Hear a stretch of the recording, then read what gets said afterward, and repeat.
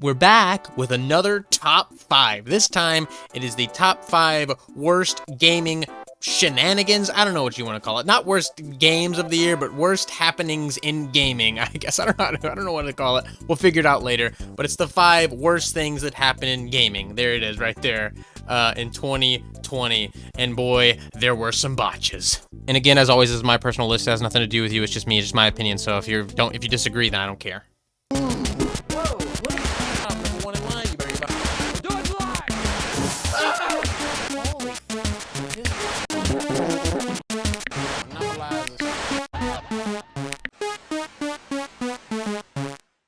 Number 5.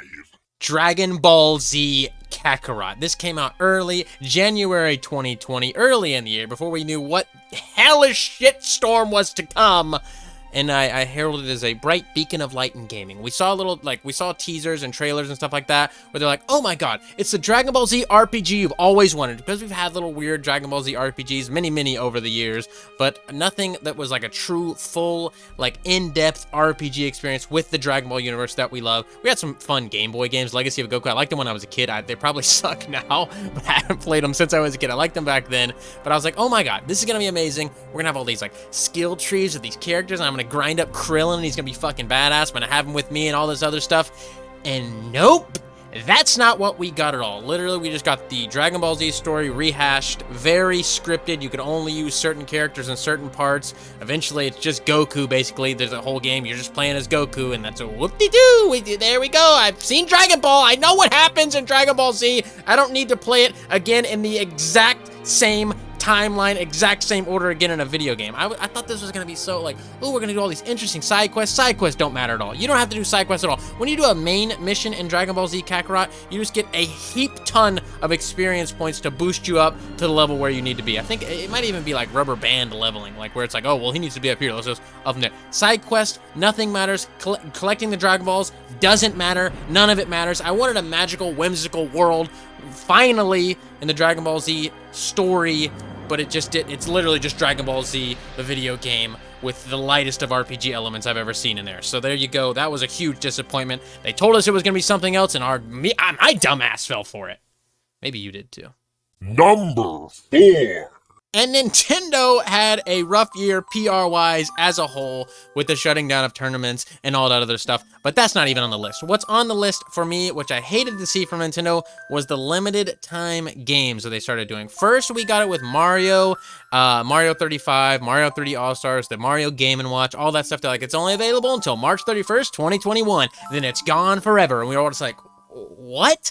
So it caused people to panic buy the game, pre-order it, scalp it online for double the price sometimes even. The situation before Mario All-Stars came out, 3D All-Stars, was absolutely horrendous. People were literally paying upwards of $100 in some cases for the game. Then it came out and it's everywhere. You can find it everywhere right now. Going to Target, going to GameStop, go there. We have 35,000 copies in the back. Let me go grab you one. That's the situation we have here. So it's not that limited, but the fact that they're just gonna, after March 31st, 2021, it's just gone. If you do digital games, then there's no way you're getting it, right? You're just like, oh, it's just off of the eShop. Mario 35, a game that gave us great incentive to buy the Switch Online, gone. The Game & Watch was just a neat little trinket, so who really cares about that, right? But the fact that Nintendo's like, thinks it's okay to just like, here's a game for a little bit, and then we're gonna take it away. Just a few months. You got a few months. You hurry up. You better hurry. That sucks. I don't like that. And now we saw it with Fire Emblem, their little 35th anniversary celebration. Maybe it's just a 35th celebration type of thing, type beat. Maybe next year we're gonna have the same thing with Metroid and Zelda. Who knows? I guess we'll see, but I don't like it. I just hate it. I don't like that there's like a false scarcity to this. It just sucks, and you hate to see it. Number 3. And this one affected all big gaming companies, Xbox, Microsoft, Nintendo, the whole kit and caboodle. Scalpers. COVID-19 caused really serious problems in manufacturing across all industries, right? But it really hit gaming hard, especially because people were stuck at home during quarantine, still are in a lot of countries and a lot of places. And what are they going to do at their house? Play video games, obviously, clearly. So people were buying up video game consoles. People that hadn't played games in years, wanted a Nintendo Switch, wanted a PlayStation 4, wanted an Xbox, wanted to get back in because they literally can't leave their house. They're stuck at home with nothing else to do, and that's a great way to escape reality, right? But oopsie, we have to shut down the factories because we can't make more consoles. So this is all you get. And then Scalpers ran buck wild. That's what this is. Number 3 is Scalpers, scalping the hell out of consoles. I am lucky enough to have already had the consoles at the time. I haven't been able to get a PlayStation 5 or an Xbox because of Scalpers, the new one, Xbox Series X. So I am affected, but I don't really care because they're not really exclusive games for that. I'm talking more so of the last generation of consoles, the stuff that actually had games for it that people wanted to buy. PlayStation 4s used, Xboxes used, were selling over retail price. Nintendo Switches were going for upwards of $500 as a $300 MSRP console. It was outrageous. It was insane, and it's still going on. If you look at the prices on eBay right now, original Xboxes and PlayStation 4 Pros are still going for over MSRP. It's pretty crazy. Hopefully we get this manufacturing under control where people can just get the consoles they want when they want them, because it sucks for everyone. We want more people in gaming because it's just going to make it better for everyone else, right? So figure it out. Number 2. Hyrule Warriors Age of Calamity. And I know you're like, oh my god, Sean, that's a great game. It's an okay game. It's at best, all right? It's a Warriors game with a Zelda skin on there. Whoop-de-doo. It's all right. I mean, I've been playing it on Twitch. It's literally okay. I give it like a 7 out of 10. Super repetitive, formulaic, you know the whole deal. But the game is not really the problem here. It's the fact that Nintendo didn't give us a banger of a holiday like they have in past years. Mario Odyssey and Xenoblade 2 came out for 2017 holiday. Both games that I fucking adore, love them. 2018 we got Smash Bros. Ultimate, still a fucking banger for every Nintendo Switch fan. 2019 we got Pokemon Sword and Shield. Think what you will about the games, but they sold out the ass. Luigi's Mansion 3. I love that game, okay? And then 2020, we got Mario 3D All-Stars, which I was on my top 5 list of favorite games of the year, but it's still an old game. It's not a new game. It's not a new experience. And then we got Age of Calamity. I wanted some meaty, juicy, new Nintendo-produced game to jump into for the holiday season, but we just didn't get that. Age of Calamity is made by Koei Tecmo. Like I said, it's just a meh game.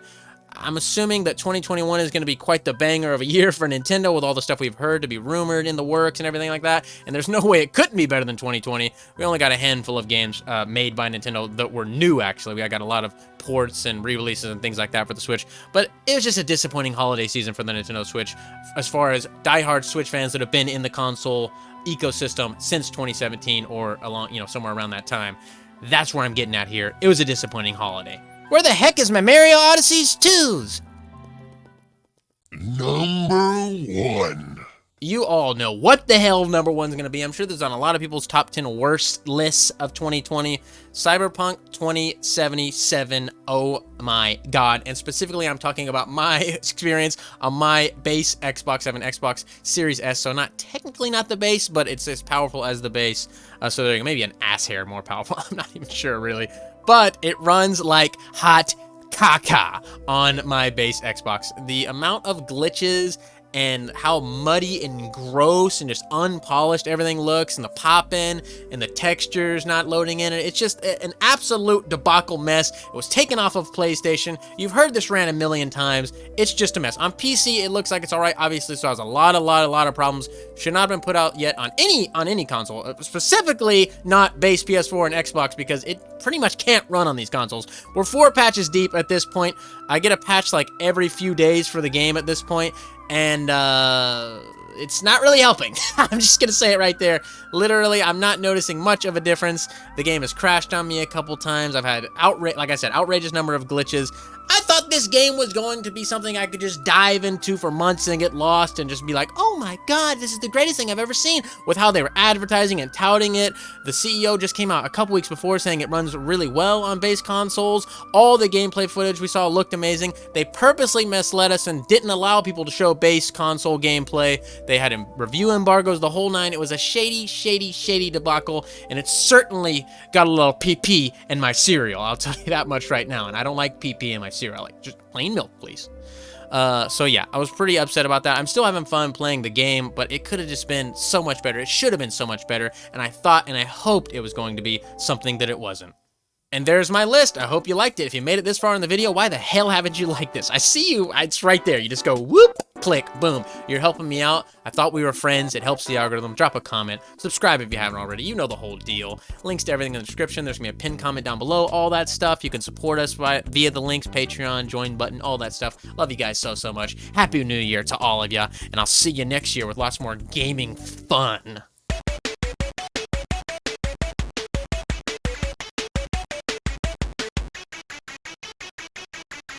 So I want to say thank you to your loyalty. Thank you for your support.